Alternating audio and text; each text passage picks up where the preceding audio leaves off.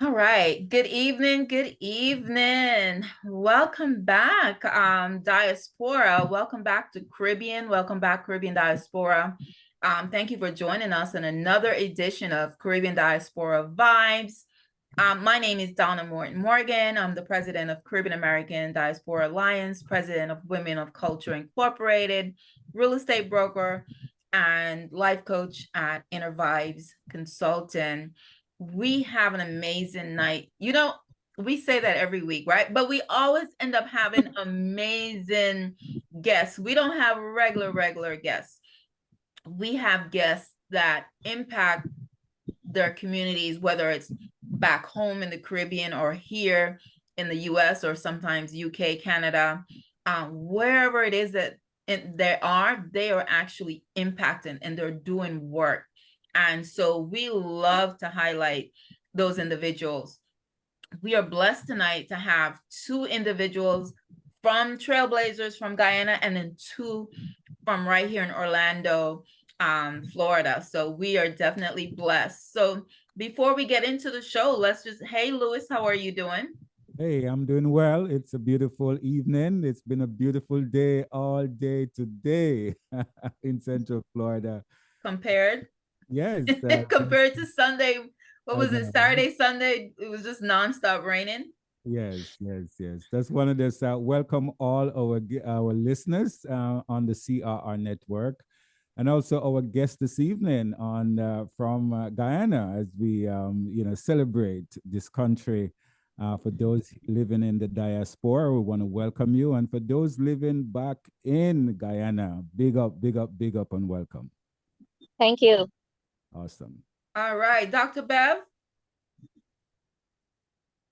Good evening, ladies and gentlemen. Good evening to our listeners and our viewers. Welcome once again to another Vibes, Caribbean Rhythm Vibes. I was about to say Saturday night. Okay. Welcome. I see some familiar faces from near and far. Welcome, everyone. And put a smile on the face. Like Louis said, it's a beautiful day. Awesome. All right. So we are actually I just shared. So we should also, like I said, we dropped on Caribbean Rhythms Radio Network. And now we are also, we share that feed to Caribbean American Diaspora for those individuals. There's something with Zoom. Sometimes Zoom is set up to stream live to Facebook, and there's the page that's dedicated, but once in a while, Zoom will be like, no, I'm not going to give you access to that. Just no reason. So you just have to go with it. With the flow. Don't let it affect you, right? Amen. So amazing. Like I said, ladies, tonight, one day soon, we're going to get some men to join us. And I did reach out to some men, but men, it's like they don't like to talk.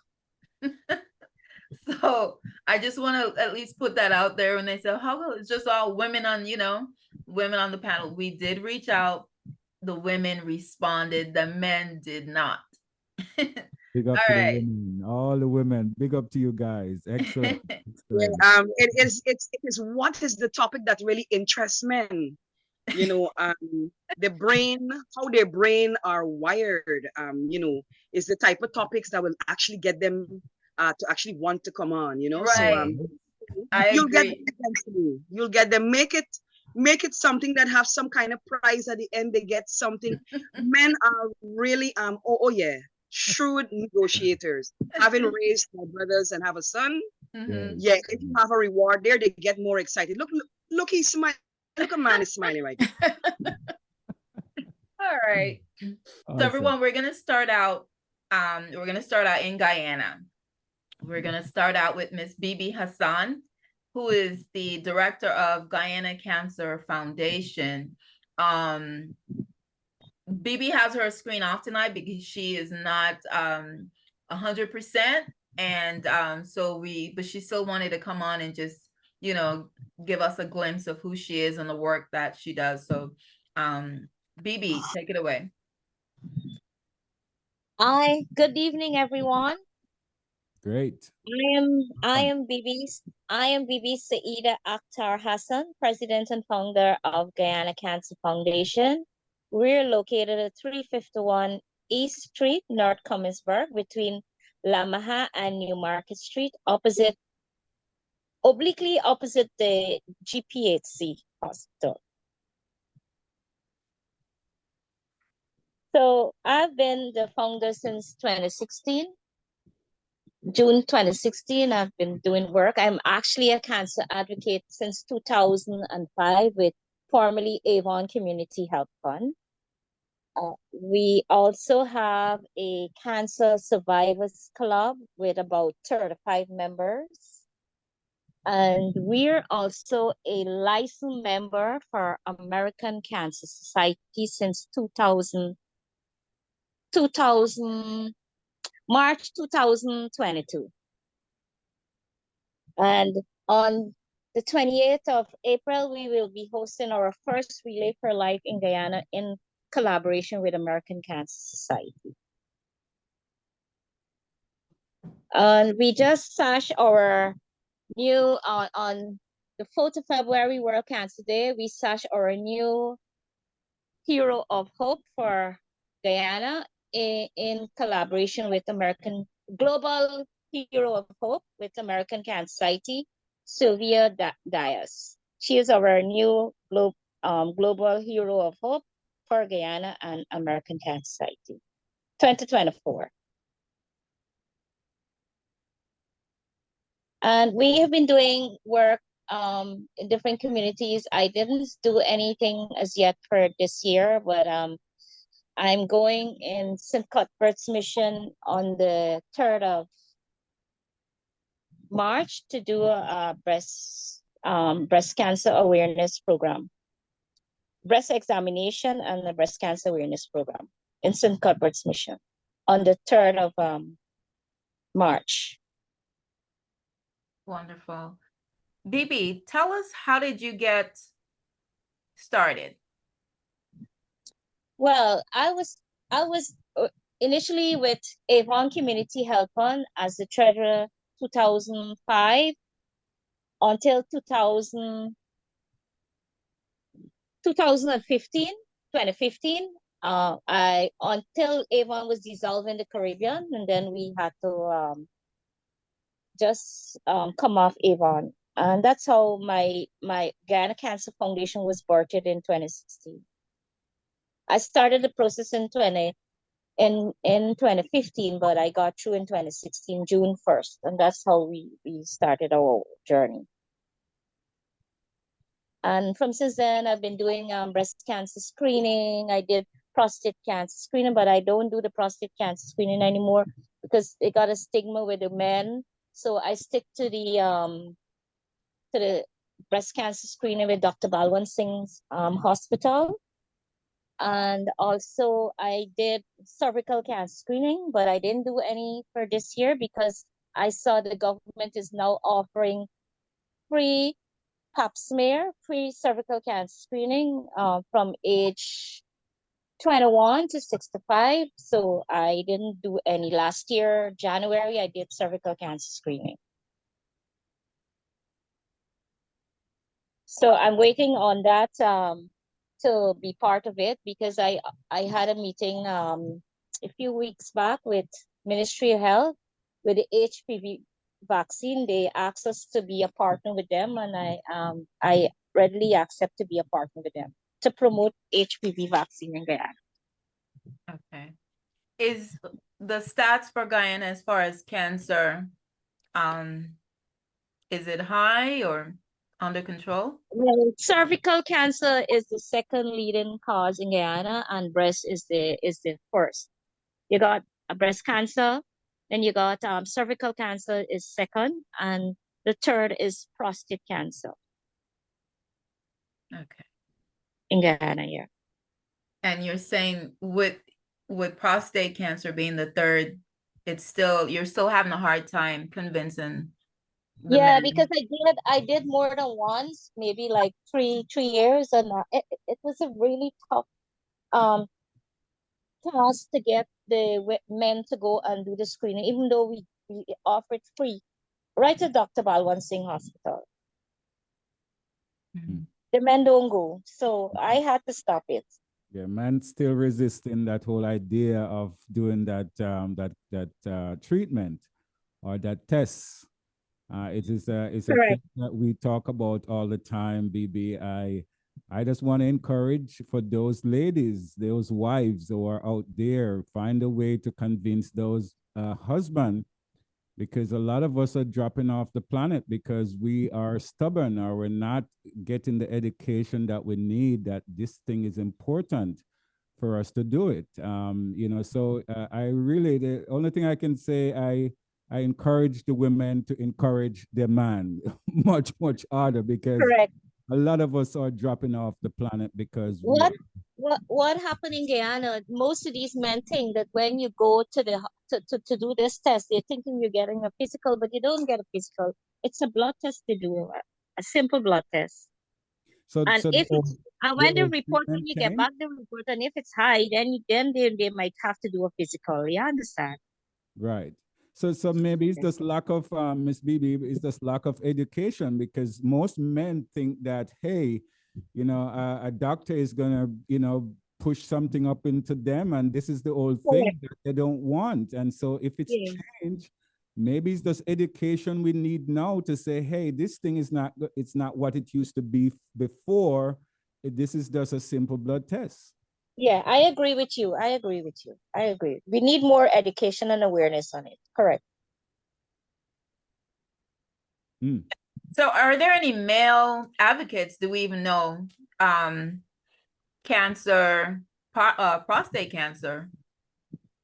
Yeah, I have one in my group, but he don't say much. And when I ask him to to do media coverage, I just get free media coverage. He don't want to go on me in the media, so he don't be part of it then. But he's just part of the group. Donna, I'll volunteer to be an advocate. Nice. If only you were in Guyana. Oh, I know, right? Well, we have them here. We have them in Jamaica. We have them everywhere. That's, our man is being really slaughtered by this thing. And it's just because of stubbornness. And again, right now, as we are understanding, lack of education. Yeah. And like Bibi just mentioned, the blood test. If I may add, it's also fear. Fear. Yeah, it's a genuine fear. Correct. Yes. Yes. I agree Talk with to you. me. If you are able to persuade them past the fear, some of them understand that it's a DRE, it's a digital rectal examination, and they don't want to engage in any type of penetration that will emasculate them. Right, right. Very test. This is what your announcer is not saying there. That's the real thing. Men really fear It is the real thing, ma'am. You're right. Yes.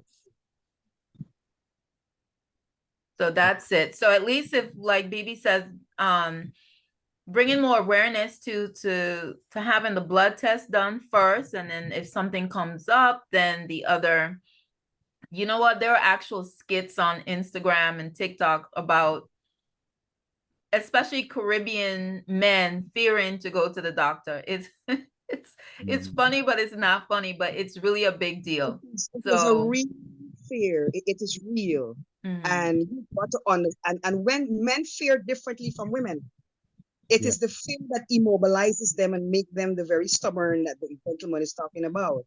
Yes. But if you're able to work around that fear, more men will go and to check themselves. It's how we deal with the fear that they have. That is correct. Donna, if you don't mind, I have a guest in my studio. His name is Ori, that want to line me in on what we're saying as a man. Ori, what is it that you want to say?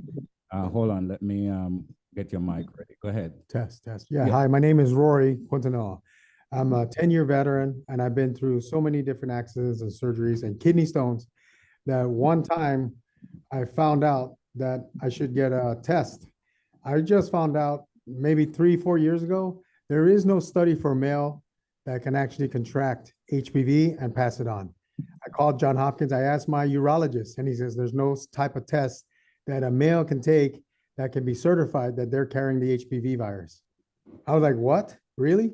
No, since 1999, since they started testing for HPV in women for ovarian cancer and breast cancer, One of my fiancés died from HPV, but it wasn't me. It's another partner that she had, and lied to her, and she got misdiagnosed for 6 years from breast cancer when it was actually ovarian cancer from the HPV.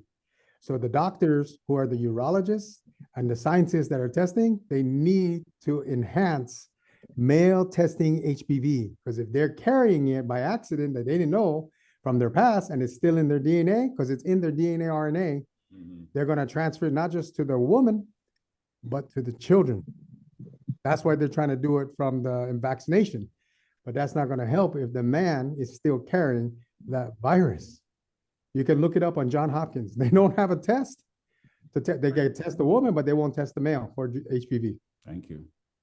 Wow, sounds like we need a whole topic on you. Well, we need a whole topic just on men's health. Yes. Yeah. They need to go get tested once a year at least for prostate cancer. It's not going to hurt. It's going to be like when they have to go get a physical for sports.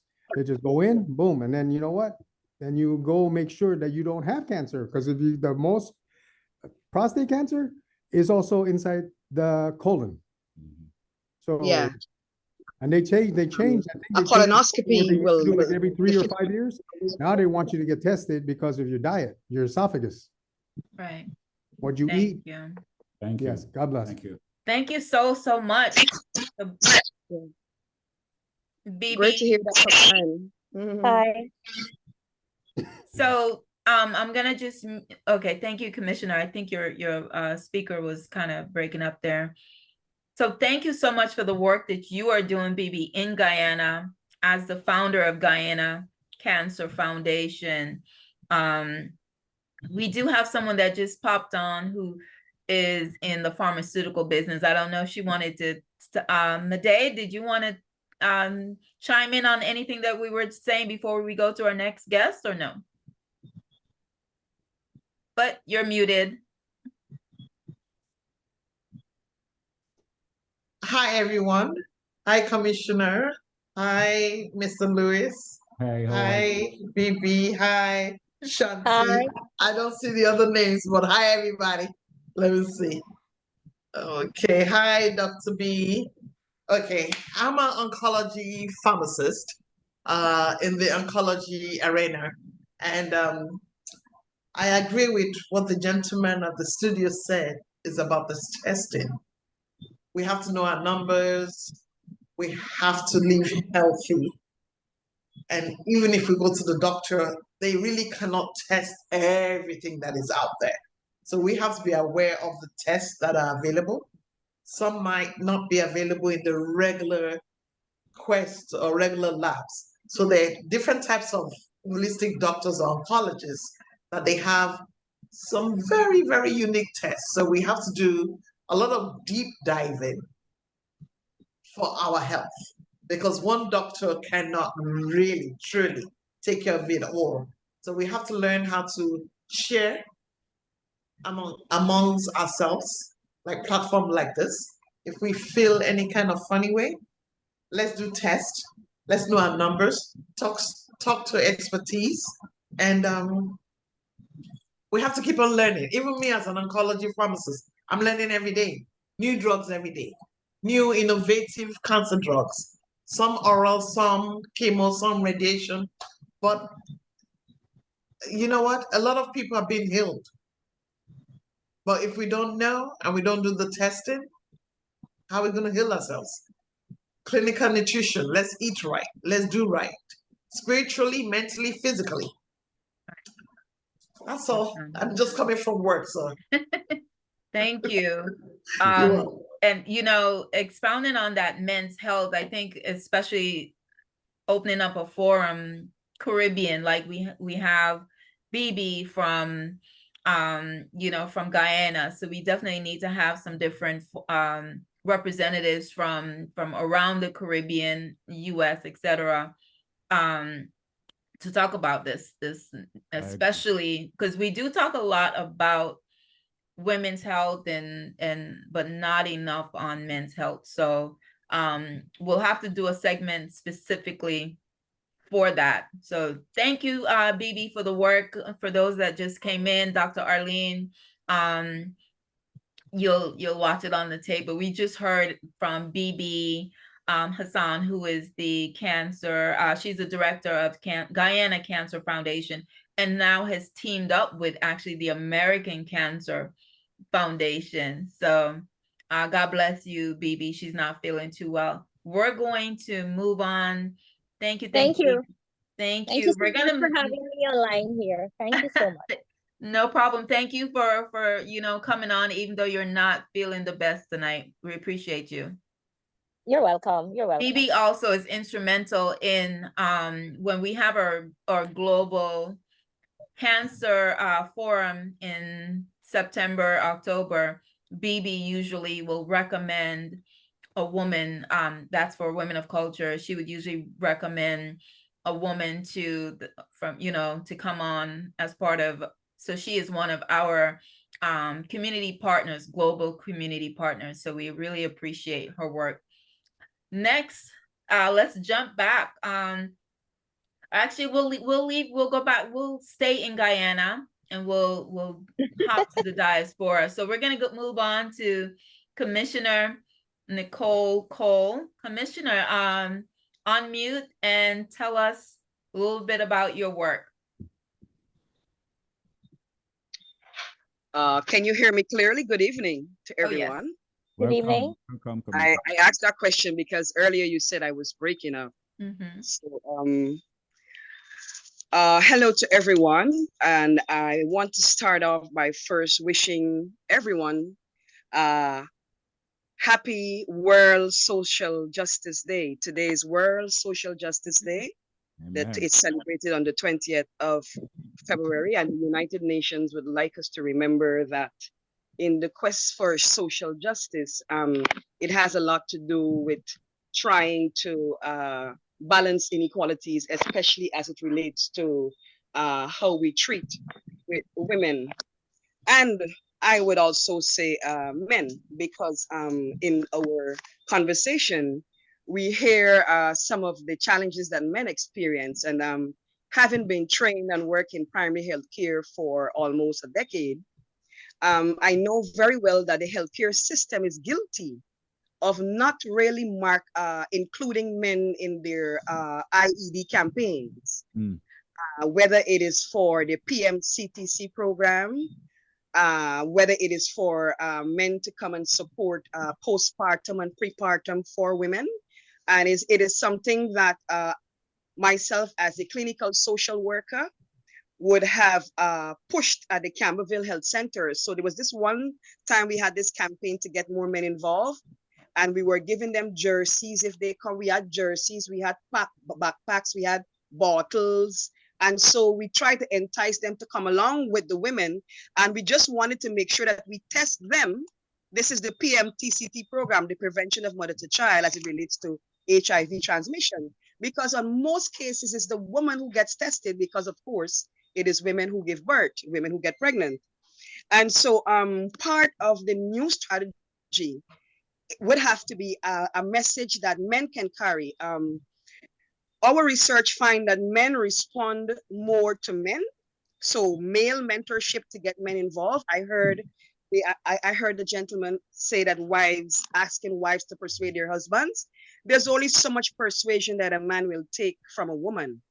But from his male counterpart, he's ready to go. There's something about the brotherhood that men respond. And this is why you have very powerful gangs and stuff like that, the male bonding there. So if we get men to reach men in trying to get them more involved in looking after their health, I believe it's a positive step in the right direction.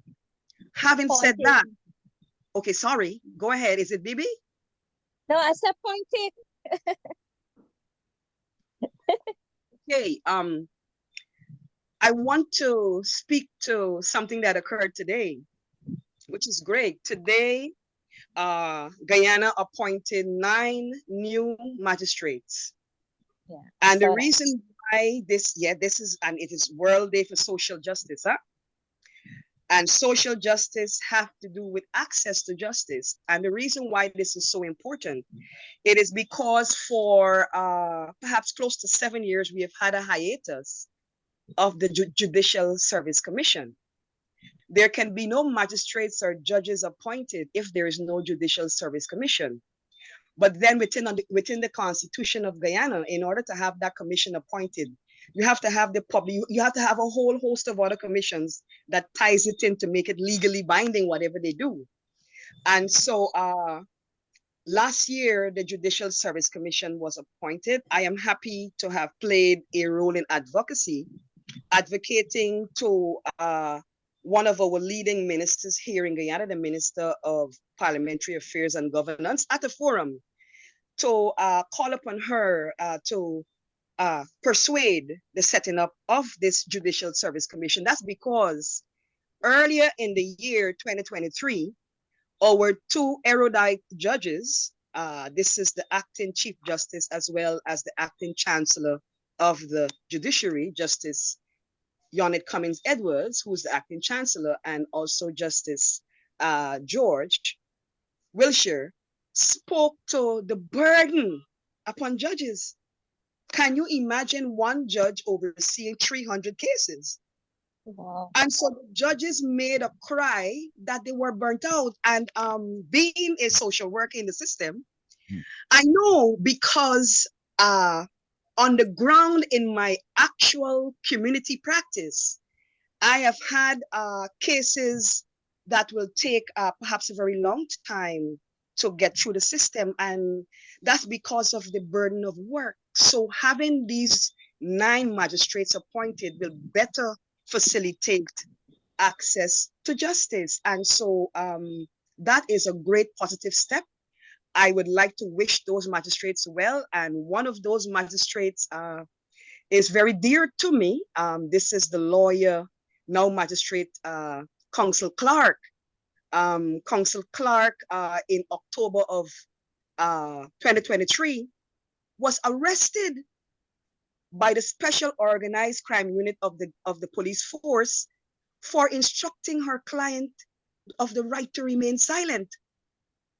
That was so shocking that it brought out the judges in their robes, magistrates and lawyers. They took to the streets in front of Soku and they protested.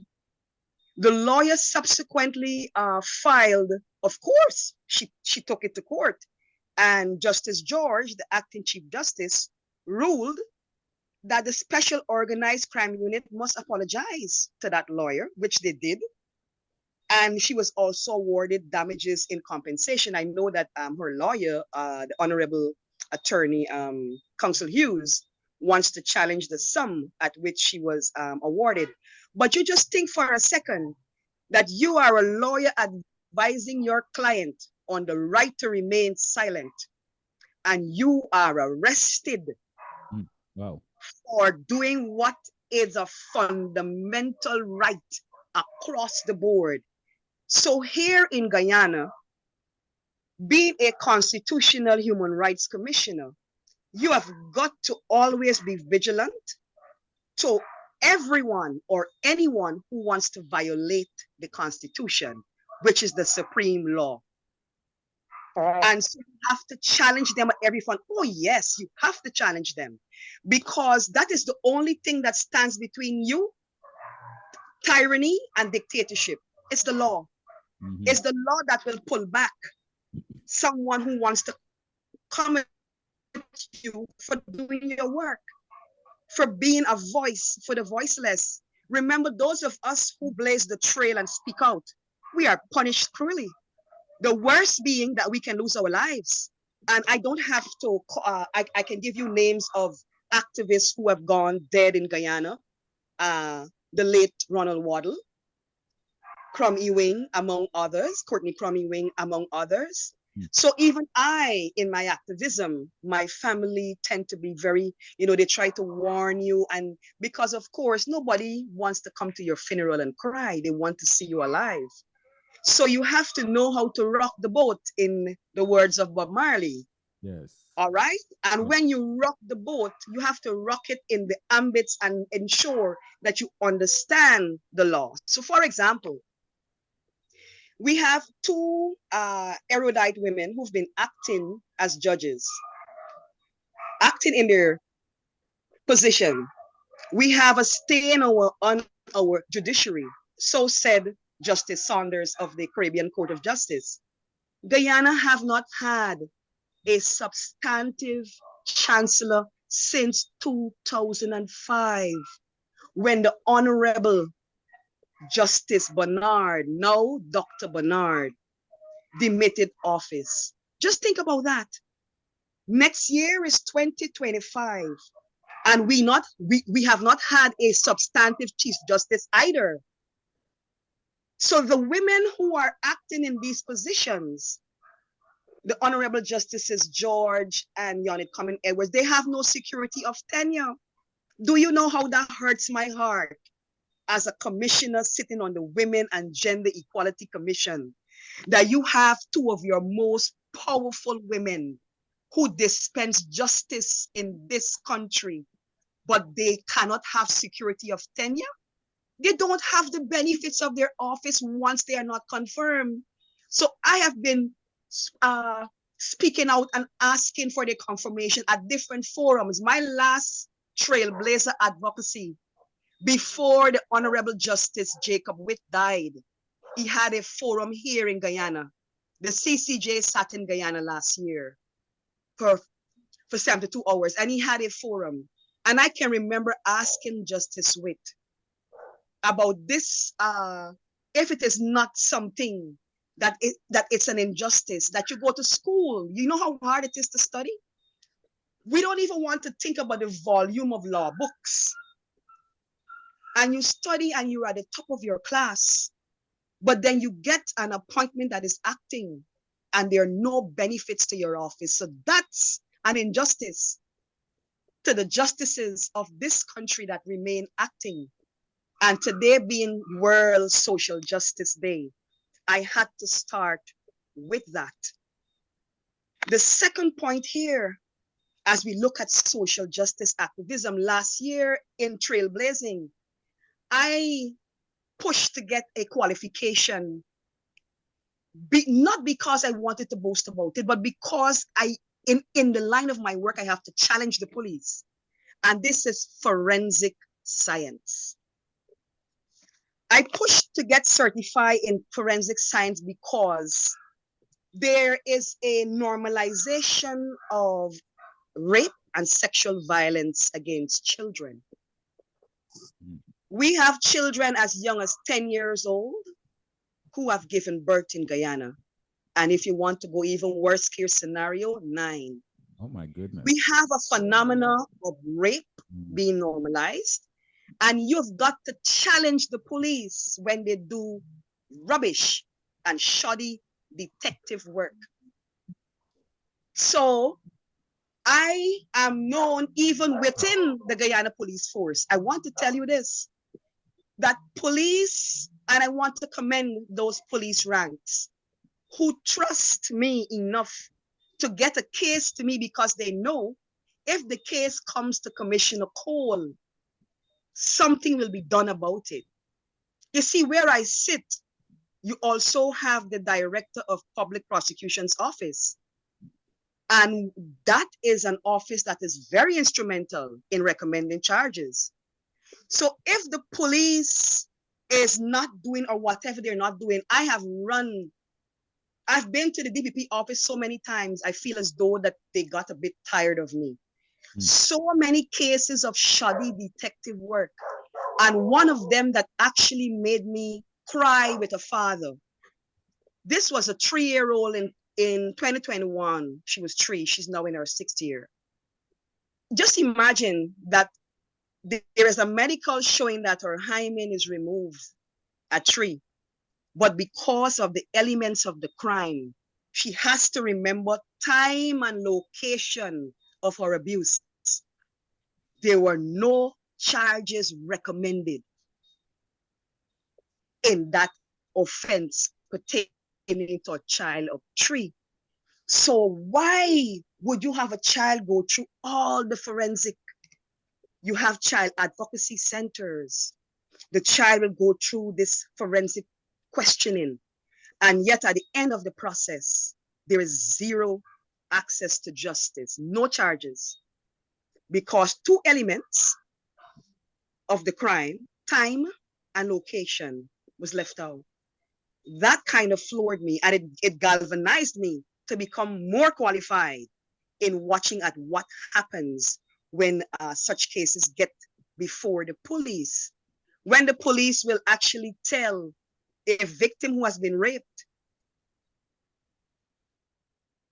that she has to get her own transportation to go to the hospital. The police is supposed to transport the victim, okay? The police will also tell the victim that, oh, you know, we have to await an appointment from a doctor at the Georgetown Public Hospital. No, sir, no, ma'am. That's a breach in protocol. So you can only challenge them if you know the facts and you know that DNA trace evidence must be collected within 72 hours, preferably immediately. So you have crimes of such horrendous, heinous. I've had a case in 2022, a 12-year-old brutally raped until she was unconscious, and the police trying his utmost best to corrupt me. Can you believe that? You know, when he stopped actually trying to get me to get him off the hook, when I said to him, do you know something, sir?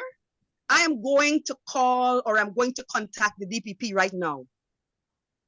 That is what like made him back up. I said, yes, I want you to know that I'm going to let the DPP know what is happening here. I must say, that case, the DPP recommended that the entire Women and Gender Equality Commission visit with the Commissioner of Police acting, pertaining to what the police done at Charity. This is Charity in the region 2, one of our 10 regions. And when I got to learn, I did my investigation. It was actually labeled Rape City. Wow. Because of the type of corruption that occurred young in that area. Okay? Wow. Now again, you're challenging the system. I'm trying to get the police to charge the perpetrators. The perpetrators went on the run. I'm being told they couldn't find them. And so I traveled using my own monies, perhaps 4 times in 2022 to Region 2. I went 1 time last year. I actually felt winded. I felt beaten by the system that was actually telling me, I said, so why won't you put out a wanted bulletin? They said to me, well, you know, the family not cooperating. And I went to other senior police. I said, so you don't have a database. You know, I'm trying everything. And it's like throwing water on duck's back. Mm. But you know what? Problems. Today, Mark, today is 9 months. We've had a horrendous tragedy that occurred on the 20th of May, 2023. You know, I thought it was a dream. When I saw the fire, I said, no, ma, you know, and you know, when you dust off your eyes and you hear that children died in a blaze, you know, it's like you still want to believe that it didn't happen. But I remember that 19 children were burned to death. The 20th child died in hospital from the burns, but 19 died at that site. Wow. And do you know what is sad? I want to say this. Provisions have been made for the girls. The girls who survived the Madia dorm fire were all brought to Georgetown, Region 4. Remember the fire occurred in Region 8? Mm-hmm. Some were accommodated. Most of them were accommodated at President's College School of Excellence, the school of Guyana's first executive president, who celebrates 101 years today, had he been alive, Lyndon Forbes Sampson Burnham. I want to ask this forum, something is happening with the boys.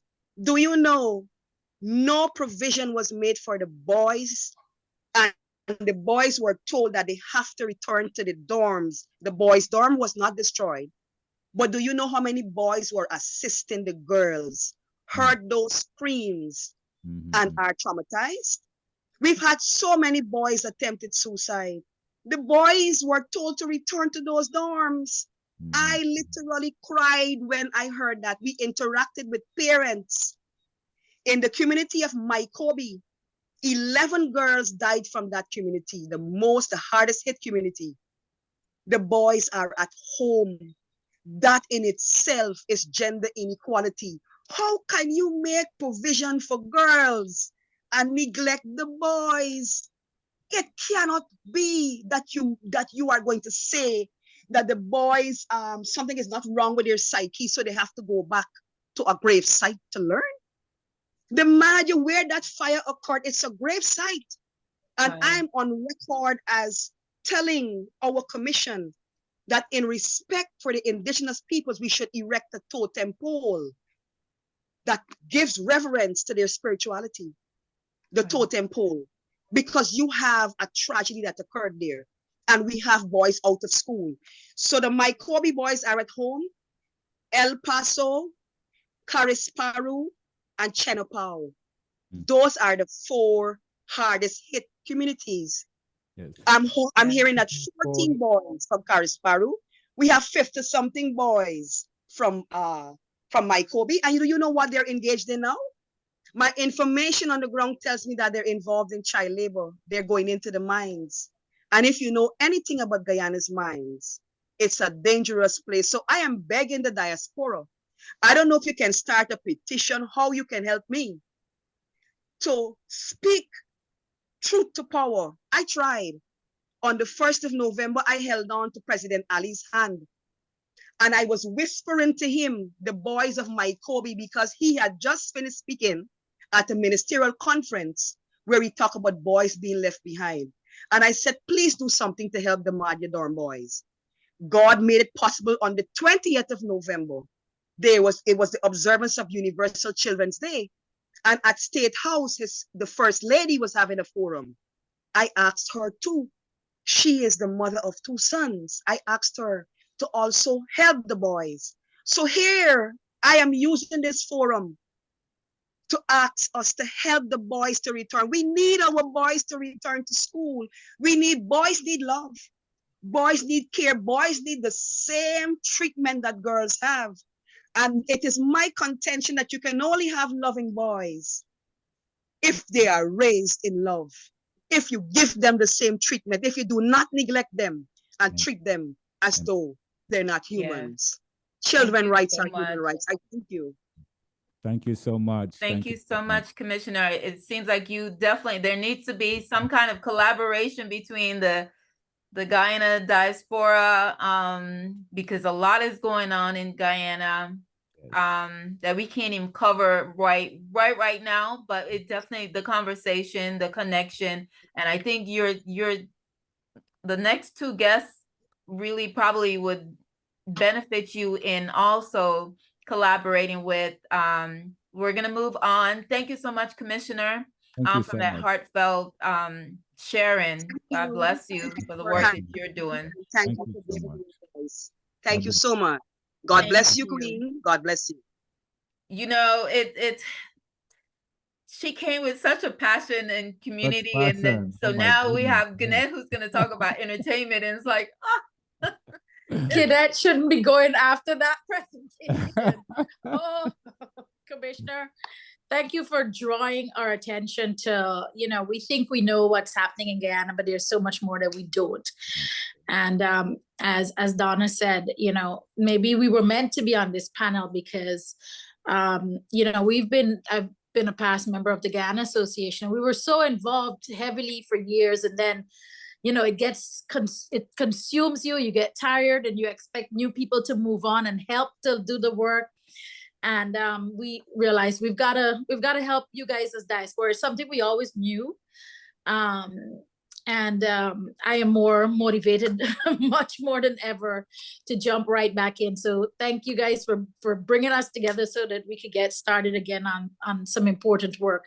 Shanti, I'm going to rope you right in as soon as we come off this call. But yeah, I am about telling stories. That's, literally my passion. Born in Guyana, grew up in Guyana, left and came to the US for high school, but had finished QC, Queen's College in Guyana, and then went back home after a while and then left. And I like to say, Guyana is so embedded in my DNA. Guyana is how I kind of frame the way I look at the world, right? I love to explain to people that because I grew up so immersed in so many different cultures, I am very respectful of Muslim, Hindu, Christian religions, different peoples, because that's how we grew up in Ghana. And that frames how I deal with the world here. We respect everyone's right to, what they believe completely. And we can immerse in it without judgment or even feeling any. It's just we are experiencing someone else's life for a bit. And so that led to the development of Caribbean American Passport News Magazine, which is our newspaper here. It led to the events that we do here. It led to, for me, having a lot of joy in celebrating Pagua, the Chinese New Year. And a lot of you who know me know that once you're around me, I kind of tap you into all of those different worlds.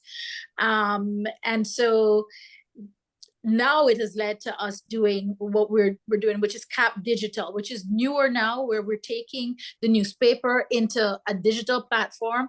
We are collaborating with a lot of folks like how Shanti has WOKB and Cultural Vibrations. We're doing some work with Bacchanal TV. We're doing work with Tempo TV. There's some TV stations down in South Florida as well.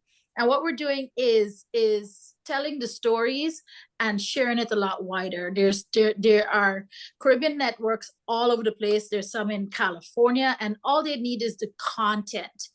And so if we could help with that to widen the impact of our stories, we are people, I think, we're really amazing. We strive hard, we work hard, we're committed to our communities. And so it's about telling those stories, right? A lot of times what motivated me was that we just kept seeing the negative, and I really didn't want my kids to grow up just seeing a negative perception of Caribbean people, when I really saw so many amazing stories. They just weren't making the news. So in a nutshell, that's my commitment. We just did, this year, I feel like is the first year back from COVID, as much as we've had some events out there. So we have jumped out. We've done a lot of events for the year. We just recently helped to manage and promote a Chinese cultural festival in Groveland.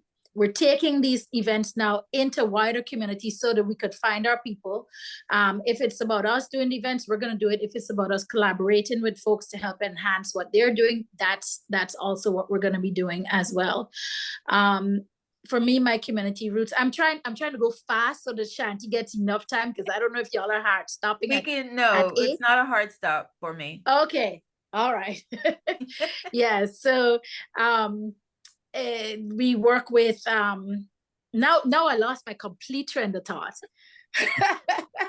You're going out into wider communities to find our folks and to celebrate our culture and tell our stories. That's at the heart of what I love. I realize I love that part of what we do. We do large festivals too. We do Orlando Carnival, as you guys know. We've done reality shows now about Orlando Carnival, and it's a lot of fun. But at the heart of it all is the community festivals, where we really get to connect with the community. And so I'm hoping to do a lot more of those free community festivals in 2024.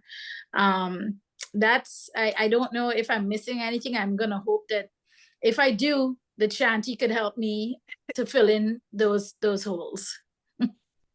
So, Commissioner, you just heard from, and everyone listening, you just heard from Guenet Gittens-Roberts of the Caribbean American Passport magazine. I met Guenet, actually, we were connected in it was so long ago. It's a long time. 2012, right? Guenet was the president of the Caribbean American Chamber. I was secretary and then vice president. of the chamber. And actually, I think, Guenet, you're bringing back the Caribbean American Chamber. I am president again, and this is our first year really back out in the community, as I said. We actually have a business after hours at the Congrats. Sorry? I'm saying congratulations. Oh, thank you. We actually have a business after hours at West Oaks Mall, where we're going to be really guiding folks about getting certified. We're really doing our work with intention this year to ensure that our business community really gets a seat at the table and really gets to enjoy the fruit of what's out there, right? So it's not just about us networking, it's with intention to grow and develop the businesses to be powerhouses. This weekend actually we have we're working in Groveland again with the One Love Reggae Festival. Everton Blender and Marion Saw are going to be there.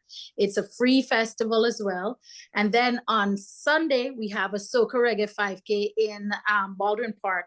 So again, when I tell you we are busy, and what I love about it, you can tell we're in Groveland, we're in Baldwin Park.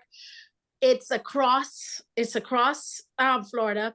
We actually last week were in Broward County, and we'll be sharing about the cricket stadium that's coming up there.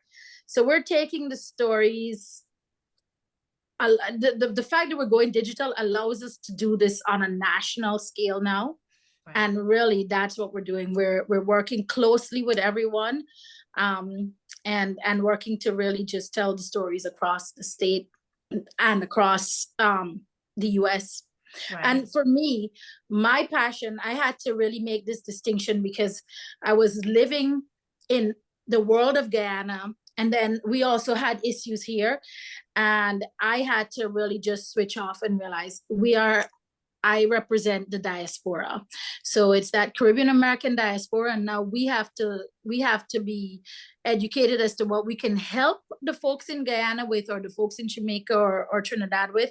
But really, it sometimes hurts your heart to be immersed in both sides, and you're hurting because you can't help there, and it could drive you into inaction. So right now I am wholly and solely about the Caribbean American diaspora, Guyanese diaspora, and how can we help those back home. This is where we are, and we have to help the folks here who need help. And that's why you see this renewed passion about connecting our communities and uplifting them, because I'm so focused now on this is the work that I have to do. Right. Thank you so much for sharing your story. Again, another trailblazer in the Central Florida community.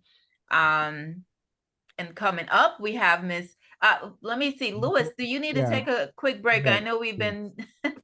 Well, I'm going to jump off. There's another show coming up at 8 o'clock, but I just wanted to say, Guenet, excellent. I wish you all the best in that digital form, and we got to connect. We got to connect and work with one another in this community. Great passion, Commissioner. Love it. We will try to reach out as well. We run a Caribbean network here as well. And so as long as you're in the Caribbean realm, we're a part of that. We are concerned with all the things that are going on in our communities. And so it would be great to reach out with you. I'll definitely reach out to Donna and try to connect with you to see what we can do on this end to promote your cause and to give that information. Bibi, also great information about the cancer. And of course, since I know now that there are blood tests for men, this is something that we're going to talk about, and I'll get with Donna as well and see if we can get some of our men, start living longer and go ahead and take some of these tests. So it was a great opportunity to be here. Sarah Shanti, I would love to, Miss Persaud, I would love to hear you, but I will listen to you off the air. But I just wanted to give thanks and praise to all of you and all the best in whatever you're looking to do on the outside. God bless you. Louis, you've got a forum coming up on Saturday too. Yes. Just wanted to mention that real quick, everybody that's out there and listening. We are celebrating this month of obviously is Black History Month. And so we have come together with our American counterpart, and we are celebrating it together. We are putting the Black History and the Reggae Month. We celebrate reggae in Jamaica, but we want to bring it here. So we have Black History and Reggae Month Festival, our event going on this Saturday at the Chambers Park in Kissimmee. We're inviting everybody to come on out. We all are the same people that came here on ships over 400 years ago, and we are wanted to work together. And this is an opportunity for us to work together with all our Caribbean people and also our American counterparts. So we're looking forward for that. God bless you. Excellent show, Dan, and we'll catch up next week. Yes, and don't forget this Friday, Louis, Caribbean Diaspora Sip and Paint, 7 p.m. at 3 Mask, where we have a little Afro beat, a little Caribbean vibes while we have a little glass of wine and paint and have fun. So that's this Friday night, 3 Mask, Orlando. God bless. Louis, next week is gonna be St. Lucia Trailblazers. So we're still waiting on confirmations, but that's the topic. All right, looking forward. Have a great night, everyone. God bless. All right, blessings. Night. So we will continue on, everyone. Caribbean Rhythms Radio Network. Keep it locked, everybody. We'll continue with Miss Shanti Persaud, owner of WOKB Radio, right here in the Orlando, Florida. So Shanti, tell us a little bit about you. Well, good evening, everyone. Commissioner, can I just say that my heart goes out to you. You are doing some amazing work in Guyana, and now that you have raised awareness, you're probably going to get a lot more help from us over here in Orlando. So for sure, we will just need to connect after this. Anyways, good evening. I think this is my first time ever being on here with you. Yes.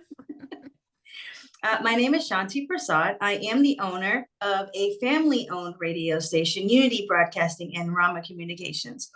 My parents are both from my Guyana. I was actually born in Hartford, Connecticut, but I represent you guys well. My mom is from Vibez and my dad is from Georgetown.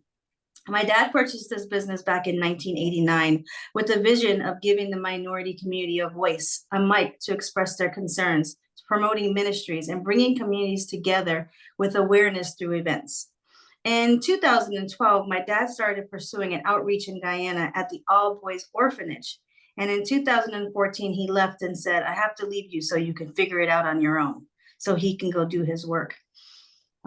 With the love and support of my employees and people that are close to me, WOKB is a 3-time Stellar Award-winning gospel radio station, and we are 2024's Orlando Best Magazine winner. We are also Orlando's longest running gospel radio station, celebrating 65 years this year in May. I've also recently launched my new 24/7 Caribbean station, Cultural Vibrations. Download the app today as we are establishing our FM dial here shortly. But trust me, you won't regret it. Download it now. My vision is to continue serving and uniting the communities together, bringing forth love and unity for all cultures. And that's my passion. Amazing. You wrapped that up. I sure did. It was quick and simple and short, just like me. No, it's so amazing to be able, it was important for me to have individuals, whenever we do these forums, we like to have people in the Caribbean and then people here in the diaspora, so that you guys also can do that connection and just helping each other. As Jamaican, you know, I'm connected heavily into the Jamaican community. I'm actually connected in a lot of Caribbean communities. And that's how I was able to meet Commissioner Nicole, Bibi, and form partnerships. So it's just, we're all one people. We just cook food different. It's all, that's it, or we call it still chicken curry over here. Chicken curry or curry chicken. That's all it is. Let me tell you, when we get together and we bring our flags, you can't even, I don't know, it's just something spectacular that happens. I have seen Caribbean market change so much here. I think I moved here when I was almost 5, so 1980 we've been here, And I do believe that we may have been the first Guyanese family here, because my dad had built the first Hindu temple here right off of Orange Blossom Trail. And so we've seen this community grow and just transform. And now with, when you go to the events and you just stand there and you look at everyone's flags, you're surprised. Where did all these people come from? Where are they coming? But they're here. And I'm excited. I'm excited to start this radio station. I'm excited to see where we're going with the Caribbean market. I'm excited to empower them so we can be better and grow together and make a difference together. Yeah. So I think we're onto something great here. And I just want to add, I mean, like Shanti, you talked about yourself, but what you neglected to really say is that for a lot of the connectivity that happened here in the it happened on y'all station on Saturdays, right? WOKB has since WOKB Saturdays. Since we started WOKB back in 1989, my dad instilled that we would have Caribbean Saturdays, and every program on Saturdays from Friday 7 p.m. till midnight, we had Caribbean programming. There was no alternative to that. Yeah. And after we had another radio station, he did an Indian program, and that tried to take on off Sundays, and that really we've been helped. doing that every Saturday since 1989. Yep. Yeah. That's how people figured out what was happening. Right. Over 40 years. Congratulations. Yeah. Thank you. Thank you. Yeah, yes. It's been fun and it's been interesting. Yes, they've been a real staple in the community, and that's why we like to honor and recognize those people that are staples in the community. You see them over, not just one time, but you see them over and over and over and over in the community. I saw Guenet a couple months ago, and I'm like, man, we used to be out in these streets. Yeah. And I can't lie, I was reluctant to come back out because during COVID, I really enjoyed being at home, right? And I was very reluctant. And then first I was saying, man, I gotta do this again. Isn't it finished? I could be concentrating on something else. And then this year I got out there and I started speaking. I thought, oh, I freaking forgot how much I love this. And so, and then I kept hearing stories about how much something I did back then impacted someone who grew. Right. And I'm like, all right, this is my happy place, but this is really my happy place. So yeah, you guys, I'm excited. I'm excited all over. This year. I'm excited for everything that's happening in Orlando, especially with Guenet and everybody that's coming together. Orlando is going to make a big difference this year. Yeah. I think we're all Dr. coming. Bev. Yes. Dr. And Guenet won't let me stay home, so I guess you guys will see me more. No. Hi.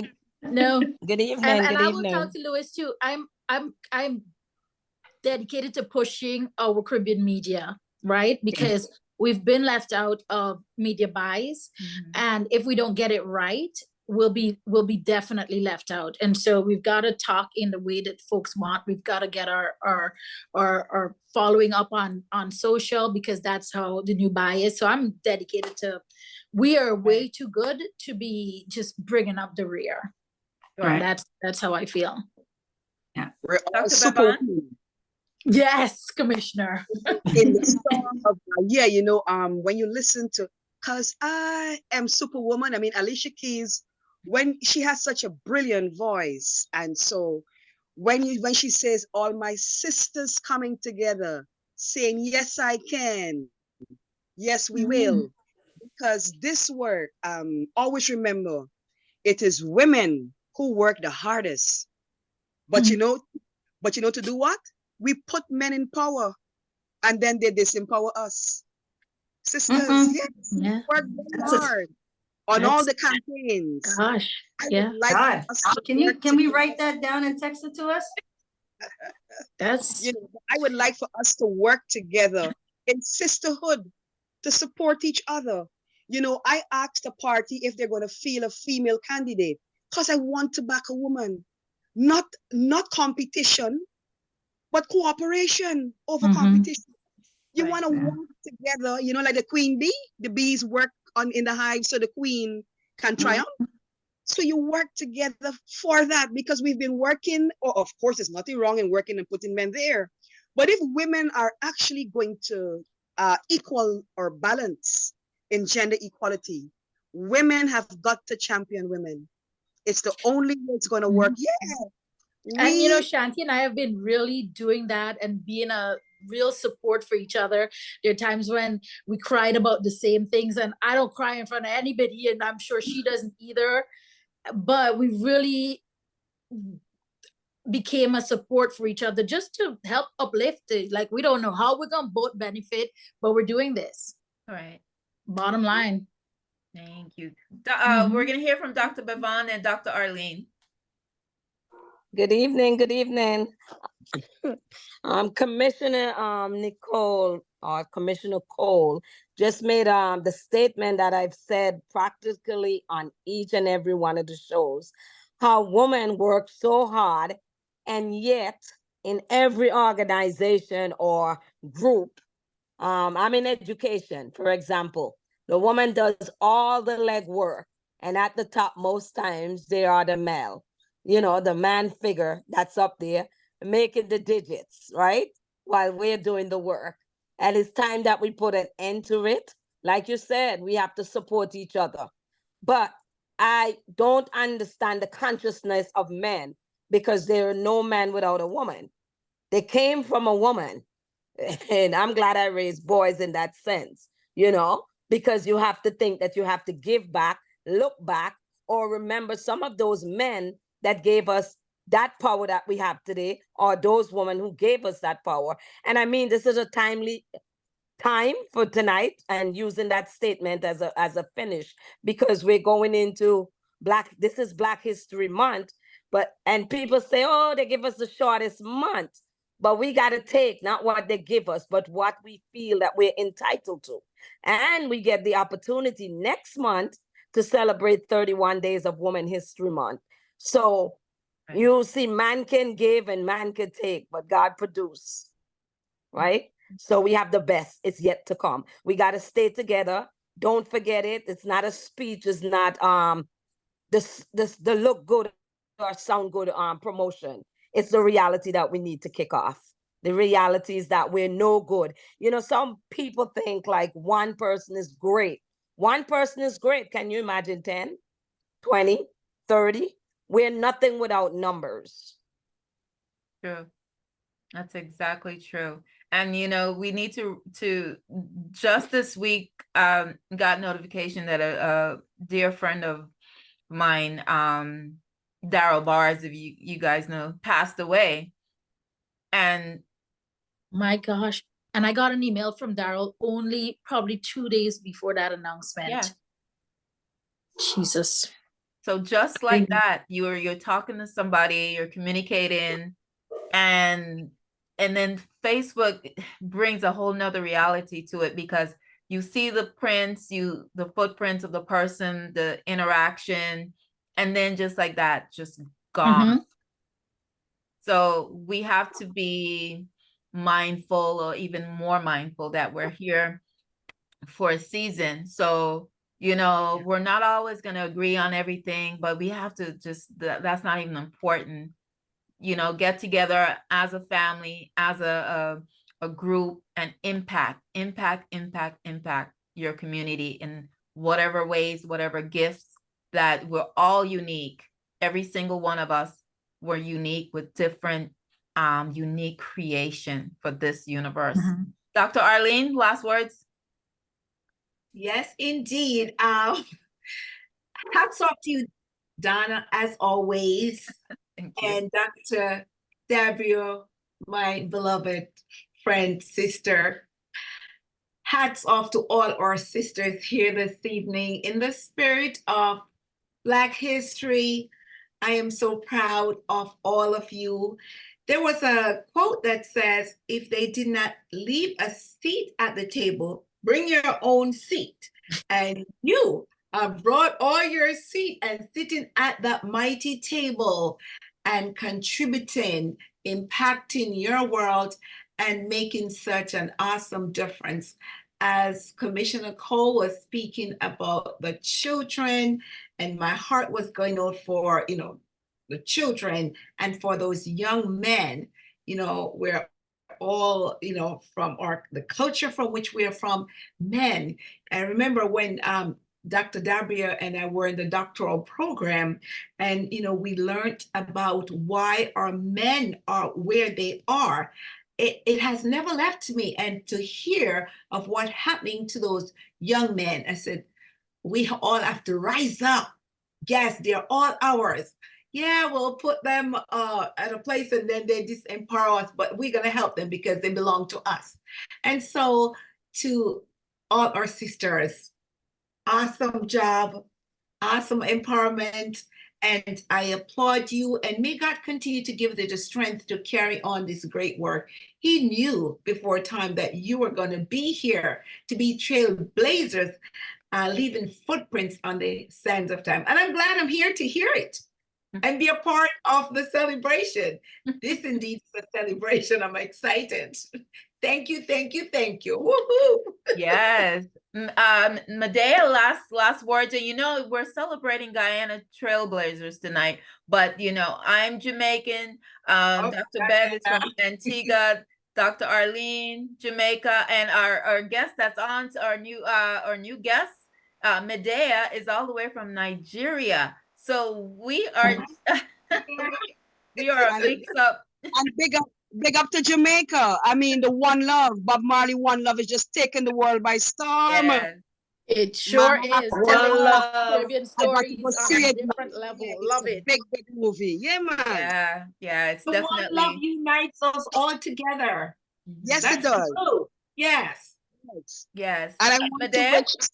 I want to also say to Donna, happy belated. I know you celebrated your birthday. Yeah. Happy belated. Happy birthday that Donna. Yes. It's significant. Thank you. Celebrated, and in this new year that you're in, you are blazing the trail too. So thank you so much, Queen Sister. Thank you, Queen Sisters. Thank you. I love that. Queen Sister. Thank you. I love it. Medea, last word. I'm happy to be on this platform, and really, actually, I'm here as a sister supporting Donna because and I'm in the state of allowness. I mean, usually if it's not healthcare, I won't be interested. But because I know Donna wears many hats, so I'm here as a sister to support our queen. And she's doing tremendous, incredible things in Orlando. And I know God is going to be, she doesn't know, but I know God has already celebrated her globally. So so what she's doing now is for what is going to actualize in years to come. Yes. We're all part of it. We thank God. And sisters, blessings to you all. You too. Thank you. Great Thank job. you. Thank Thank you, you. everyone. Thank you. Guenet, do you want to tell people how they can find you? Yep. You guys can find me on Caribbean American Passport, on Facebook, Instagram, and now TikTok. And on YouTube, we actually have a great, a lot of our content is on YouTube actually. So look for Caribbean American Passport because you've got a lot of different stories and you're going to see a lot of behind the scenes of our crazy lives going up on our YouTube page. And there's a lot that we do. So you'll see business, you'll see entertainment, you'll see family, all of that on our YouTube page. And then GGR Marketing and PR, which is my other baby. And so that's another way that you can find me. I do want to tell you guys, Sonia Noel, a Guyanese designer, is going to be here in Orlando during Women's History Month. And so March 3rd, I am doing an event with her at Hall on the Yard called Style and Substance, just talking about our outward presentation and what we also do inside. And so, yep, follow because there's, Shanti knows I do a lot of events. And in March, we have a lot coming up. We've got some healthcare events. We've got Sandra's United Foundation fundraiser. Marcia, Sandra's sister, is doing an event that shows you how to set up an assisted living facility and adult family care home, which is so important here. And so we're doing a lot in March. I have to drop the full calendar, Shanti. Yeah. Okay.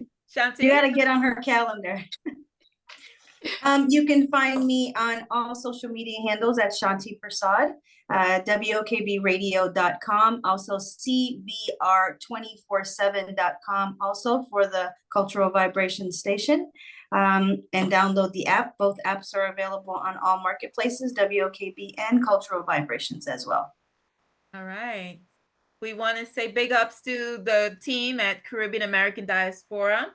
You can find us at Facebook and Instagram at Caribbean American Diaspora. And of course, big ups to Louis Witter of Caribbean Rhythms Radio Network, also on Facebook, on IG. We're not doing the TikTok thing yet, so we just can't take on anything else.